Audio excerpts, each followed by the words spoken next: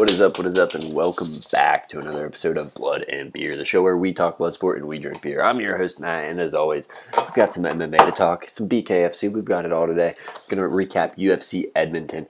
Of course, we've got some beers to drink also. Today's beer, we're going with the Lion and Legal's Summer Shandy, one of my favorites. I can't believe they had it at the gas station in fucking November.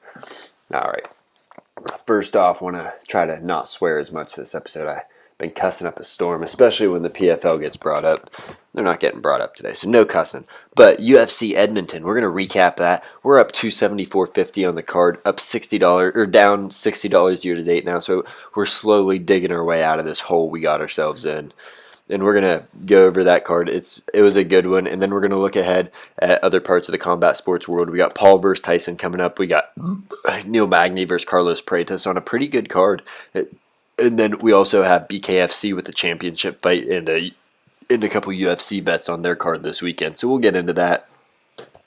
First, Summer Shandy, Lion and Legal. Let's get a sip and let's kick things off with the main event of that UFC fight night last night. Just as good, even if it's not the summertime. Alright, we had Brandon Moreno take on Amir Albazi. Moreno gets a unanimous decision, but that doesn't tell the whole story. I mean, Albazi, he was out for about a year and a half. He had heart surgery, neck surgery. He looked a little rusty. But I don't think whether he came in at 100% or 150%, there's the swearing, 150%, I don't think he would have been able to touch Brandon Moreno on this night. Early round 2, Brandon Moreno just hit his flow state. The guy was looking unbelievable out there. He looks like the best best flyweight in the world right now. I mean, I know he just dropped a fight, real close split decision with Brandon Royval, and he lost a close fight with Alexander Pantoja. But this Brandon Moreno shows up and fights.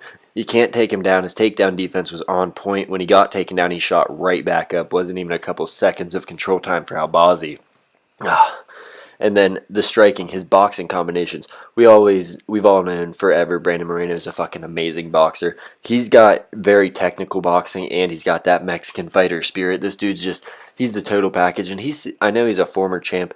He lost it, won it, lost it, won it, lost it. He's been cut from the UFC. This guy's still, I don't even think he's 30 years old yet, or if he is, no older than 32. Still got a lot of years left, and I think one more fight, give him a title shot, because how do you put him over Brandon Royval, who's probably going to fight the winner of Kai Asakura and Alexander Pantoja? But if something happens, Brandon Moreno versus Kai Asakura would be a great fight. They've never fought before. Asakura, a striker, he's not going to try to wrestle Moreno, which Moreno does really good against wrestlers. But it'll be a fun stand-up fight, and you don't have to pitch Pantoja as, fight this guy you already beat, or try to jump Royval in the line because you lost to him. He's in a tough spot here, but I think he probably needs one more fight, or Kai Asakura to take that title from Alejandro Pantoja at UFC 310.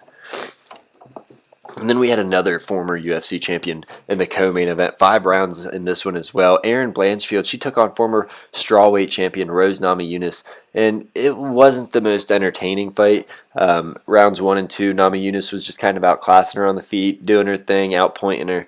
And then we get to round 3, and Blanchfield starts getting her wrestling going. She gets some control time, doing some ground and pound, doing her thing. And she really does that in rounds 3, 4, and 5. She had some striking success in round 4. Some people thought round 4 went to Rose, I heard. I don't know. In a fight like that, it's kind of tough to say.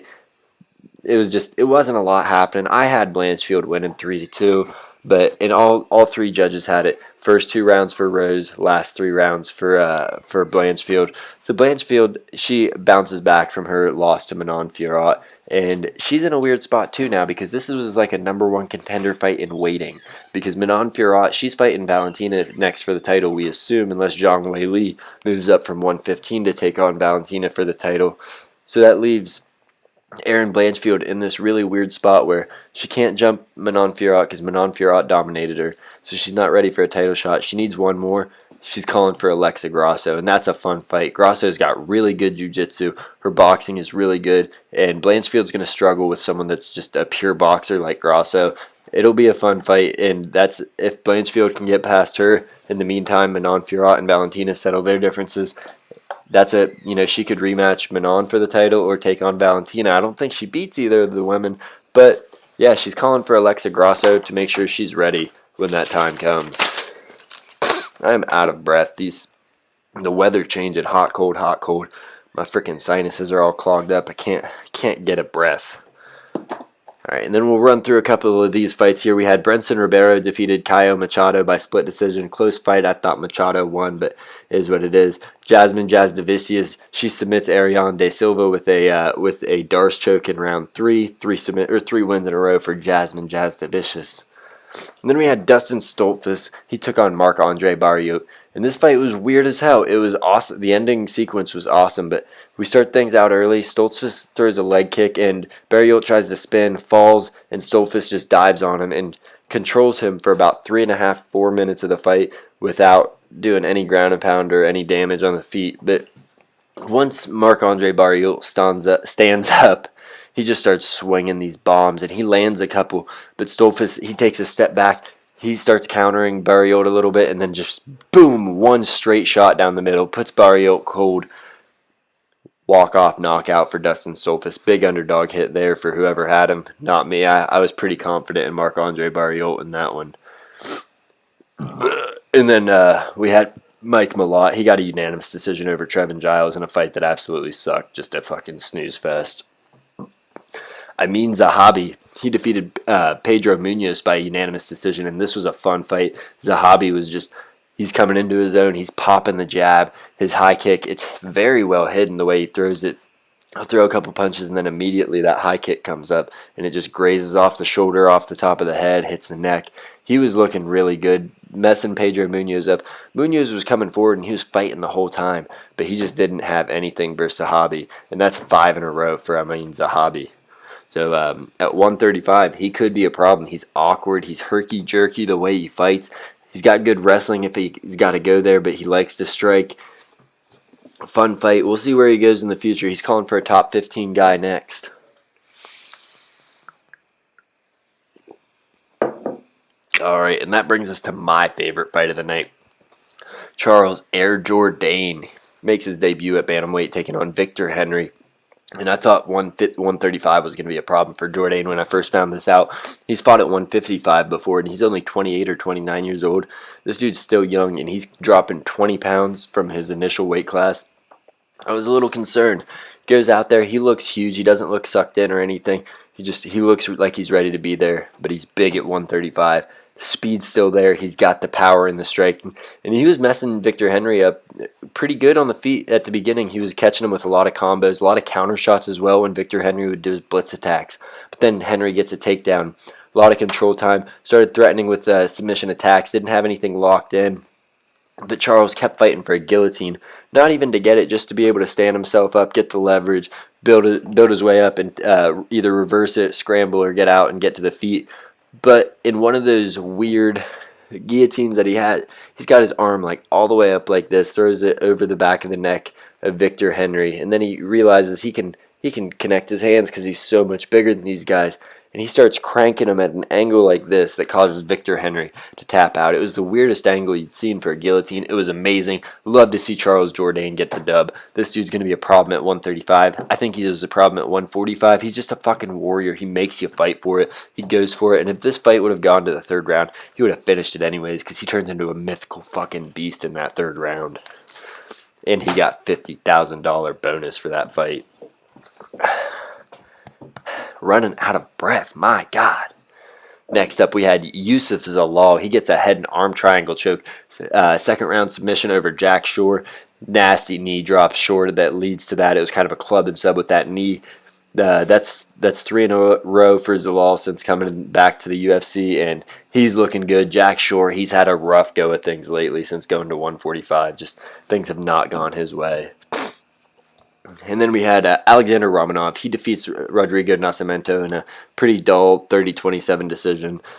Heavyweight decisions, what do you do?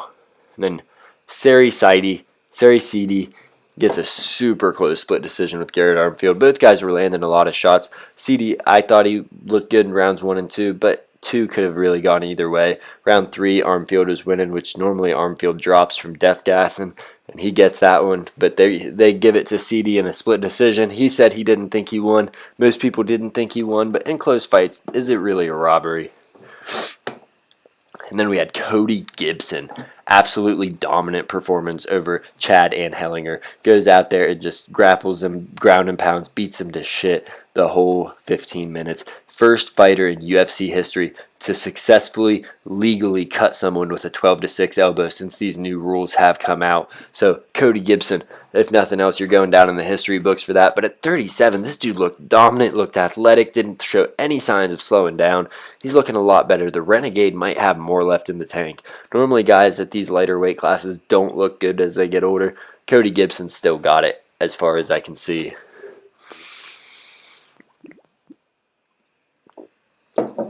All right, and finally for this UFC Edmonton card, we had a horrible robbery to kick things off, but it's okay because the hometown girl won, I guess. Jamie Lynn Horth, split decision over Ivana Petrovic. I don't know what happened. Petrovic was getting the takedown. She had a lot more control time. There was like 3 strikes separating them in significant strikes. One judge had it 30-27, which makes no sense. I don't know how you could give that first round to Jamie Lynn Horth.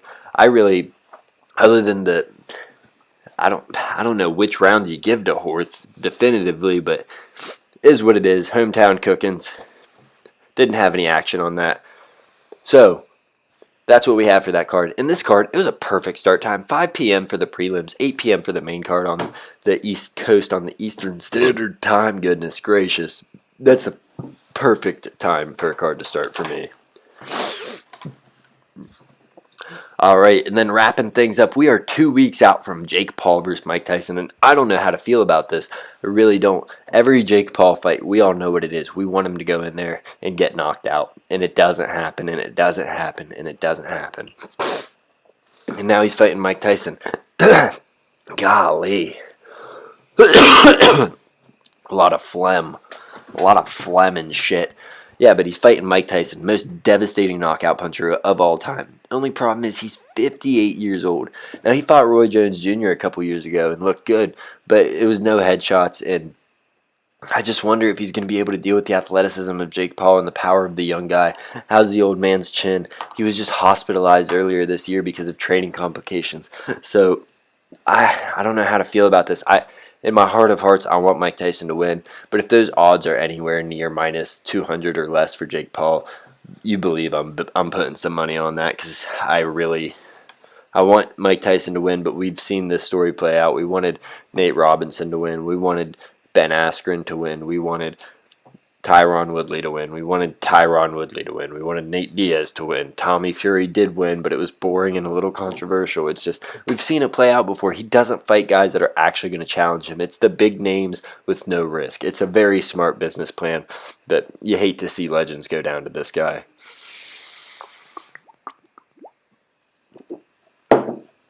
All right, and then next weekend, UFC Apex 100, Neil Magny versus Carlos Praetus. And what are the odds? The pick'em show for that's going to be the 100th episode of Blood and Beer. Let's fucking go, baby. That's coming out later this week. That card's actually pretty stacked for a fight night.